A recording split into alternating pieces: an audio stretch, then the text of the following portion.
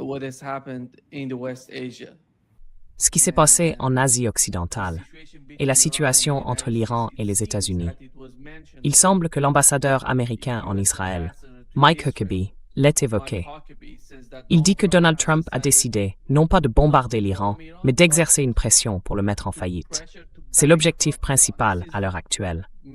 Il y a le blocus, qui exerce une pression économique sur l'Iran. Et du côté des Iraniens, ils ont le même type de stratégie. Ils pensent pouvoir tenir plus longtemps que Donald Trump. Et c'est ce qui se joue entre les deux camps. And this is what's going on between the two sides. We don't know if there would be any attack. Nous ne savons pas s'il y aura une attaque ce week-end. Peut-être qu'ils vont faire quelque chose. À mon avis, l'invasion de l'île de Karg reste envisagée à Washington. Ils y réfléchissent parce que l'une des dernières options qu'ils ont pour envahir et faire pression sur l'Iran, ce serait l'île de Karg. La question est de savoir à quel point cela pourrait réussir. Et nous avons cette nouvelle architecture. Nous avons le nouveau pacte militaire dans la région entre le Pakistan, la Turquie et l'Arabie saoudite. Allez-y, quelle est votre compréhension de ce qui se passe? Go ahead and your understanding of what's going on.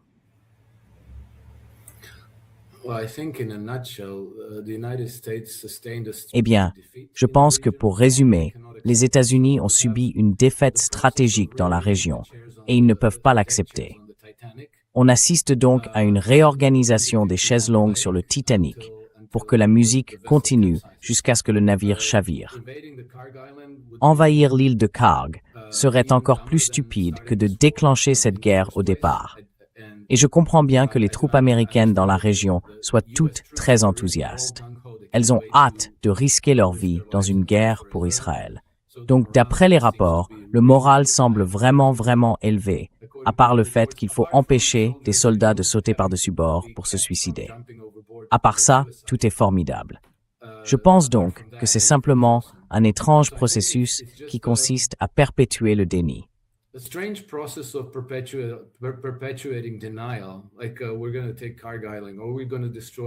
Comme si nous allions prendre l'île de Karg ou détruire leurs infrastructures énergétiques. Nous allons les mettre en faillite. Vous n'avez pas la capacité de faire quoi que ce soit de tout ça. Donc c'est perdu. Arrêtez de réarranger les chaises longues sur le pont. Acceptez la défaite et corrigez la trajectoire de votre politique. Bien sûr, rien de tout cela ne va se produire. Mais vous savez, une personne rationnelle devrait forcément arriver à cette conclusion. Sauf que, dans ce cas, on est un peu dans une situation de ruine du joueur. La ruine du joueur, c'est lorsqu'un joueur à une table de jeu réalise qu'il a perdu sa fortune. Son réflexe est de continuer à jouer dans l'espoir que d'une manière ou d'une autre, au coup suivant, il puisse récupérer une partie de sa fortune perdue.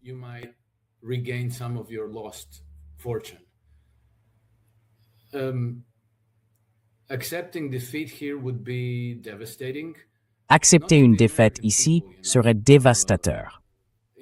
Pas immédiatement pour le peuple américain, vous savez, mais pour l'ensemble de l'establishment dirigeant occidental. Car l'une des raisons de l'importance de l'Asie occidentale, c'est que cette région est très riche en ressources. Depuis de nombreuses décennies, voire depuis plus d'un siècle, elle est largement soumise aux intérêts financiers occidentaux. Ils y ont réalisé des investissements très importants. Et ces investissements ont généré des flux de trésorerie considérables qui revenaient toujours vers les banques des centres financiers occidentaux.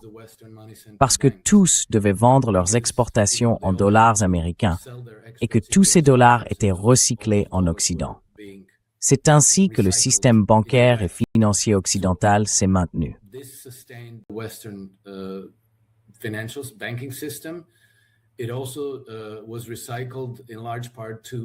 Il a aussi été recyclé, en grande partie, pour financer le gouvernement américain.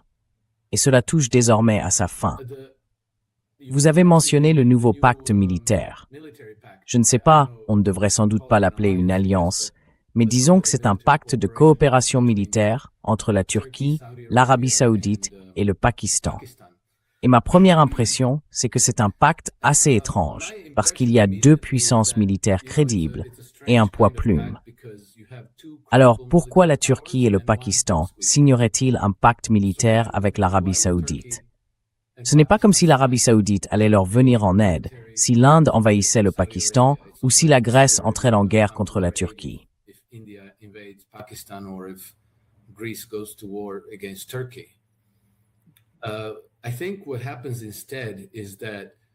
Je pense qu'en réalité, les Saoudiens ont compris, au-delà de tout doute, que le racket de protection pour lequel ils ont payé des centaines de milliards de dollars aux États-Unis ne fonctionne pas.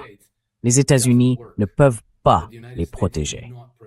Et en même temps, ils détiennent d'énormes avoirs en dollars américains dans des institutions financières occidentales, ainsi que dans leurs fonds souverains. Ils doivent donc utiliser cela autrement. Et ils ont besoin que d'autres puissances militaires leur assurent cette protection. Je pense donc que cela a probablement été fait à l'initiative de l'Arabie saoudite.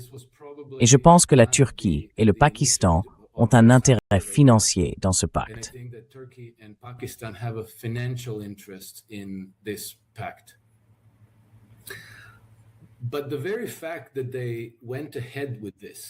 Mais le simple fait qu'ils soient allés de l'avant, que les États-Unis n'aient pas participé à la négociation de cet accord militaire et qu'ils n'aient fait aucun commentaire, ils n'ont rien dit, laisse penser que les États-Unis sont terriblement embarrassés par cette situation et ils n'ont pas de réponse. C'est un signal très clair qu'ils ont perdu leur crédibilité et leur influence dans cette région. Ce qui signifie qu'on fait un pas énorme vers l'éviction, à terme, des Américains de la région. Et j'ai vu beaucoup d'interprétations initiales le lendemain. Beaucoup de gens l'ont interprété ainsi. Ah, voilà encore tous ces gens qui vont désormais se constituer en rempart pour protéger les intérêts américains et Israël dans cette région.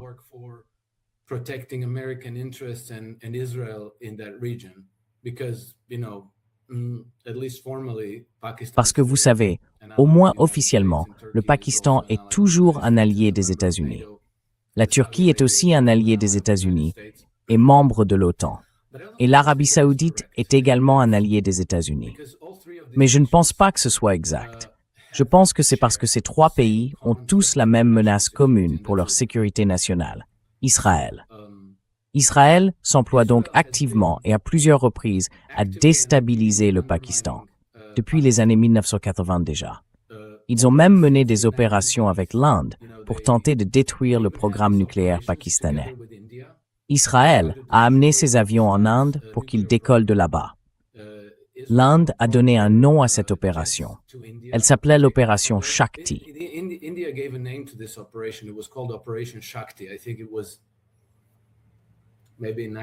Je crois que c'était peut-être un moment dans les années 1980. Mais les services secrets pakistanais, l'ISI, ont eu vent de ça. Ils ont alors proféré une menace contre Israël et une menace contre l'Inde. Et l'Inde, vous savez, n'aimait pas l'idée de se retrouver dans une guerre totale contre le Pakistan. Donc elle s'est en quelque sorte retirée de cette situation. Israël a alors dû abandonner, parce qu'il n'avait aucun moyen concret d'envoyer des avions contre le Pakistan sans avoir l'Inde comme porte-avions. Puis ils ont essayé la même chose, je crois, à la fin des années 1990, en 1988, ou quelque chose comme ça. Je me trompe peut-être sur les dates, mais ils ont essayé encore et encore. Les renseignements pakistanais ont eu vent de ces préparatifs. Ils ont alors rendu cela public aux États-Unis, sur les grandes chaînes de télévision, et ça a fait capoter toute l'opération.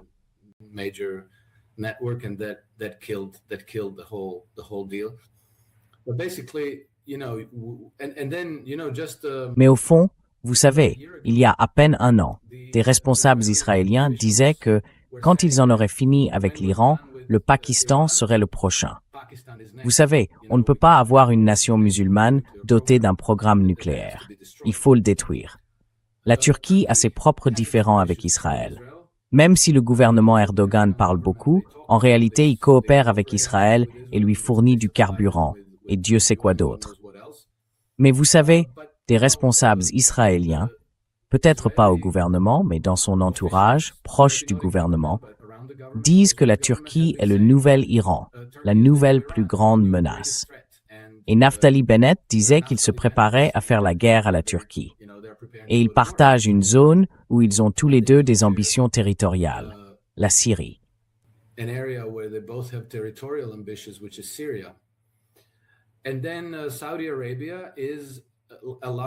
Et puis l'Arabie saoudite. Une grande partie de l'Arabie saoudite est envisagée comme faisant partie du projet du Grand Israël.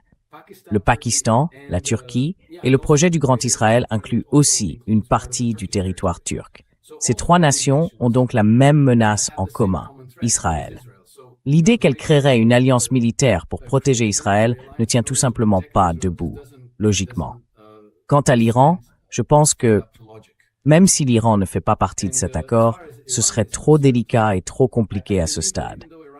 Je suis convaincu que la Turquie, le Pakistan et l'Arabie saoudite, tous les trois, peuvent parvenir à une entente constructive avec l'Iran.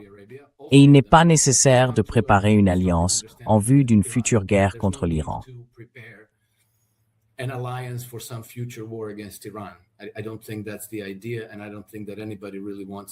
Je ne pense pas que ce soit l'idée. Et je ne pense pas que qui que ce soit le veuille vraiment. Donc, je pense que c'est une alliance qui annonce l'éviction des États-Unis et du Royaume-Uni d'Asie occidentale. Et c'est peut-être aussi le début d'une nouvelle architecture de sécurité dans la région, qui sera compatible avec ce que la Russie et la Chine essayent de faire avec l'Iran. On ne peut pas changer le fait que le mastodonte de la région, c'est l'Iran, et que tout le monde va devoir composer avec ça. Le Pakistan et la Turquie. Et je suis sûr qu'ils n'auront pas de mal à parvenir à un accord pour instaurer en substance la paix dans cette région pour la première fois depuis que les Britanniques s'en sont mêlés.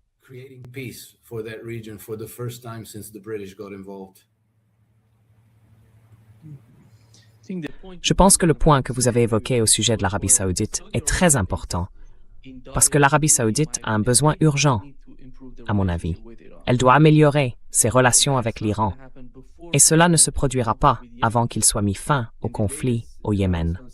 Dans le dernier communiqué du Conseil de sécurité nationale iranien, il mentionne, vous savez, le protocole d'accord. Dans la première clause du protocole d'accord, ils ont mentionné le Liban et tous les fronts. Mais maintenant, ils précisent ce qu'ils entendent par tous les fronts.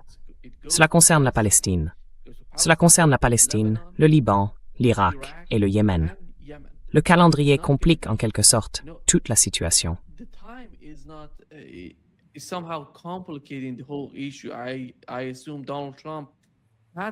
Je suppose que Donald Trump a eu une certaine occasion, après avoir signé le protocole d'accord, de réduire les tensions. Mais aujourd'hui, à mesure que le temps passe, l'Iran durcit sa position. Je ne vois aucun signe que le gouvernement iranien soit prêt à reculer. Il continue simplement d'avancer. Et l'Arabie saoudite peut, dans cette équation, l'Arabie saoudite a un rôle crucial et important, parce qu'elle est au centre de ce problème avec le Yémen, avec le siège imposé au Yémen. Si elle recule, si elle communique avec les Yéménites, avec les Irakiens, ce serait un changement énorme. Et je vois la Turquie et le Pakistan se rapprocher. Je vois ces deux pays exercer davantage d'influence sur l'Arabie saoudite que l'Arabie saoudite n'en exerce sur eux.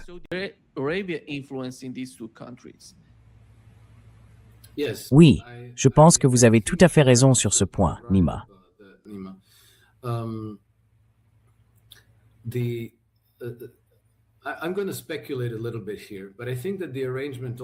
Je vais un peu spéculer ici, mais je pense que cet arrangement a aussi une dimension financière. Comme je l'ai dit, les Saoudiens ont énormément d'argent en Occident. Je ne sais pas, ça doit dépasser les 1000 milliards de dollars. À un moment, j'ai vérifié. J'ai regardé l'ensemble des monarchies du Golfe. Je pense que la plus grosse part appartient aux Émirats arabes unis, mais l'Arabie saoudite vient juste après. Donc, entre leur balance commerciale et leurs fonds souverains, on doit être proche des 2000 milliards de dollars. Et vous savez que l'Occident n'a aucun mal à geler les avoirs des gens s'ils décident que le roi saoudien se comporte mal. Alors, vous n'avez plus accès à votre argent. Donc aujourd'hui, signer un accord de défense avec deux pays qui sont officiellement amis et alliés des États-Unis signifie que l'Arabie saoudite va probablement devoir payer quelque chose pour cette protection.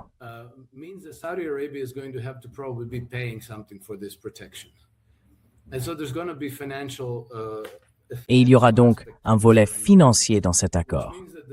Cela veut dire que les Saoudiens vont transférer une bonne partie de ces milliards à la Turquie et au Pakistan. Et je n'exclurai pas la possibilité qu'ils concluent un arrangement selon lequel la Turquie et le Pakistan conserveraient une partie de cet argent pour eux. Disons que le coût de la protection est d'1 milliard de dollars par mois. Mais les Saoudiens vont leur en verser 3 milliards et les 2 milliards seront blanchis pour revenir aux Pakistanais. Parce que si l'Arabie saoudite disait aujourd'hui à Scott Bessent « Bon, nous ne vous faisons pas vraiment confiance pour conserver nos actifs. Alors pourriez-vous avoir l'amabilité de nous transférer cet argent à nous, ou au Pakistan, ou à la Turquie, ou à la Chine ?»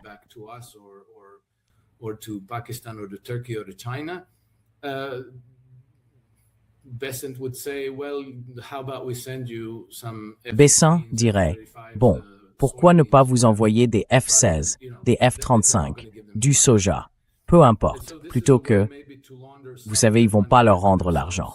Donc c'est peut-être une façon de leur reverser une partie de cet argent en le blanchissant. Et je pense que le Pakistan, la Turquie et l'Arabie saoudite ont tout cet intérêt en commun. En même temps, vous savez, les États-Unis ne pourront peut-être pas dire non au Pakistan ou à la Turquie, puisque, premièrement, ce sont des puissances militaires très crédibles, et deuxièmement, ce sont officiellement des amis et des alliés.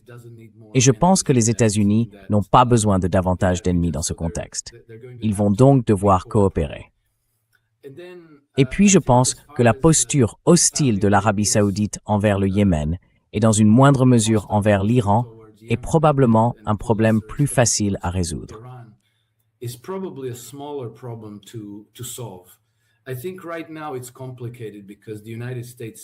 Je pense qu'en ce moment, c'est compliqué, parce que les États-Unis gardent encore la main sur l'argent saoudien. Ils ont toujours des troupes en Arabie saoudite. Ils ont toujours leur groupe aéronaval dans cette région. Donc, l'Arabie saoudite est encore un peu tenue à la gorge par les États-Unis.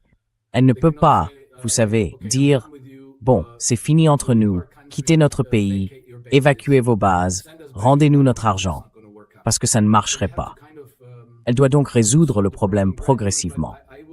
Mais je dirais que si les conditions devenaient mûres pour que l'Arabie saoudite se débarrasse de la protection américaine, une paix entre l'Arabie saoudite et le Yémen pourrait être négociée assez facilement, par exemple par les Iraniens.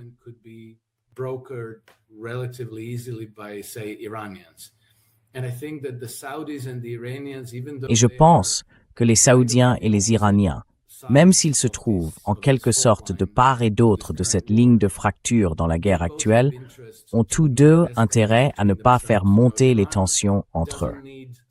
L'Iran n'a pas besoin d'avoir l'Arabie saoudite comme ennemi, et l'Arabie saoudite n'a certainement pas besoin d'antagoniser l'Iran non plus.